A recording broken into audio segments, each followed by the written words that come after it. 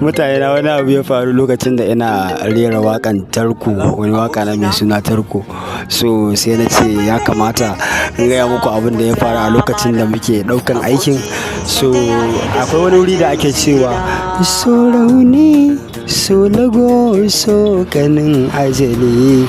So wurin abin da yake faruwa hai ne a wurin, hai ne nake so shine a wurin za a yi.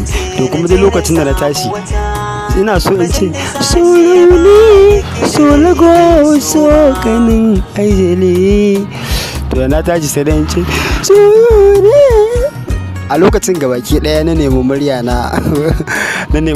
na na rasa gaba daya wanda zan yi haidin nan. Dan karamin abu ne da ya kai mu dogon lokaci. Aka ce siwar ka samu shayi ka sha, aka kawo mai shayi na dan taba.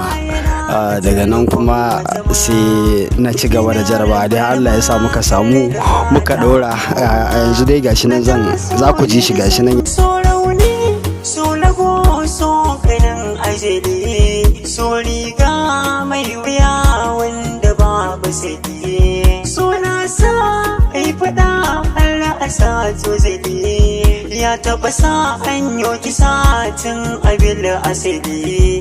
Zana haɗa kaya na bar gari ban so ba, in ta ganin kirai na san ba za ya iya jura ba.